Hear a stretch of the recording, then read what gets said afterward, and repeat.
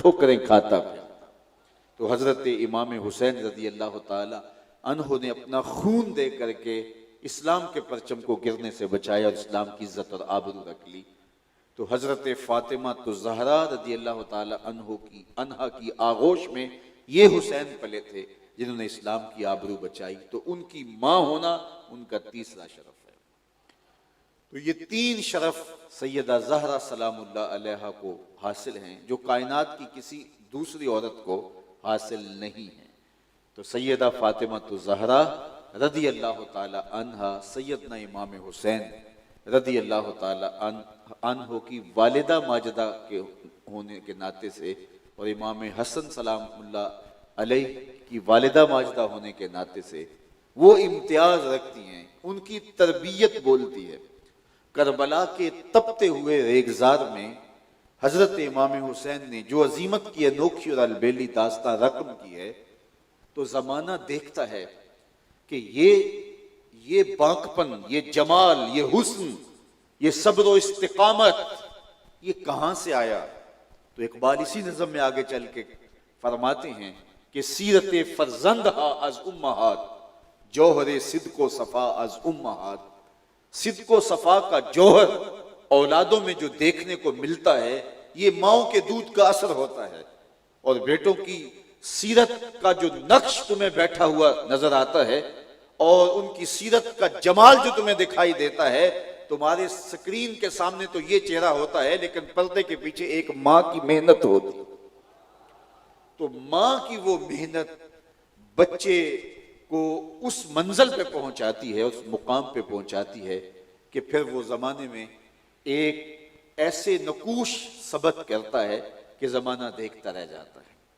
तो सैयदा फातिमा तो ज़हरा रज़ी अल्लाह ताला अन्हा का ये किरदार कि माँ होने के नाते से उन्होंने इस उम्मत को जो दिया, उम्मत के लिए जो उनकी कुर्बानी थी और पर्दे के पीछे मस्तूर रह करके आपने जो नस्ल तैयार की और जो फर्जंद इस उम्मत के लिए तैयार किए कि उन्होंने इस उम्मत की डूबती कश्ती को बचाया। तो इकबाल कहते हैं कि सैयदा सलामुल्लाह अलैहा से सीखने की ये बात माओ के लिए बहुत ज़रूरी है, क्योंकि जब पूरा इस्लामी मुआशरा बिगड़ चुका है, जब हालात दिगर हुए हैं, जब सारी कदरें लुट चुकी हैं, जब सब कुछ पामाल हो चुका है, जब उम्मत फिरका फिरका बन चुकी है, जब हम जख्म हैं, तो काम शुरू कहां से करें।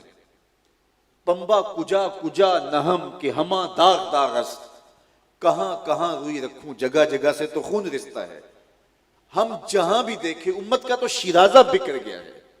वाए नाकामी मताए कारवां जाता रहा, कारवां के दिल से एहसास ज़िया जाता रहा। एहसास ज़िया भी लुट गया, मताए कारवां भी लुट गया। जख्म जख्म है, लहू लहू है उम्मत। अखलाक बिगड़ गए, अकदार बाकी ना रही, बड़ों का हया बाकी ना रहा, नौजवान हया बाख्ता हो गए। अल्लाह अकबर। वाए कौम में कुश्ताए तदबीर गैर, कार तखरीबे खुद तामीर गैर। हाय वो कौम कि जो गैरों की तदबीरों का शिकार हो गई और अपने आप को तोड़ रही और गैरों की तामीर कर रही है।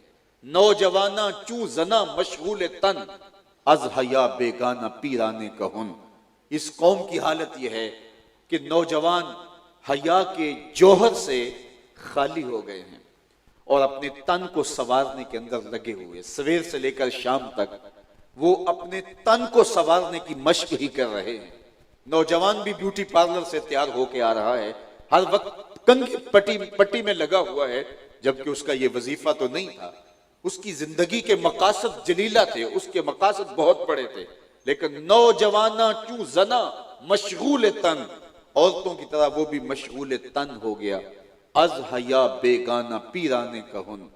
और बूढ़े बाप भी, बूढ़े अशखास भी हया के जोहर से खाली होते चले जा रहे हैं।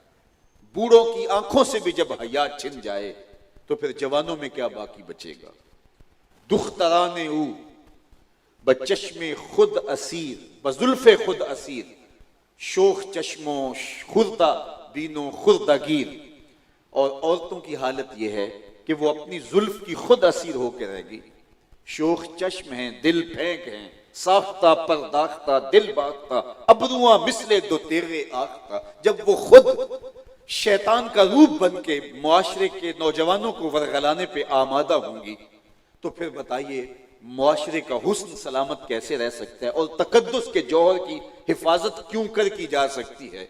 तो जब कौम का ये मिजाज हो कि न बूढ़े में हया बाकी रहे, न जवान में शर्म रहे, और वो बनने सवरने को जिंदगी की मिराज समझने लगे, और औरत जो है वो खुर्दागीर हो, औरत शोख चश्म हो, अपनी जुल्फ की खुद असीर हो जाए, और हर वक्त वो जीनत बाजार बनना और जीनत मजलिस बनना और शमे महफिल बनना ही पसंद करे, तो फिर कौम कहां से तलाश करेंगे? कौम की नशत कहां से होगी? कहां से कौम अब इस बिगड़ी हुई कौम को, इस फरसूदा मुआशरे को, इस अकदार से खाली लोगों को किस तरह असरे नौ मुनज़्ज़म किया जाए, कैसे खड़ा किया जाए, फिर दोबारा जिंदगी कैसे दौड़ सकती है, कैसे दोबारा वो अपने इस्लाफ के नकुशे कदम चूम सकते हैं। तो इकबाल कहते हैं कि इस कौम को संवारने के लिए दोबारा आगोश मादर में आना पड़ेगा।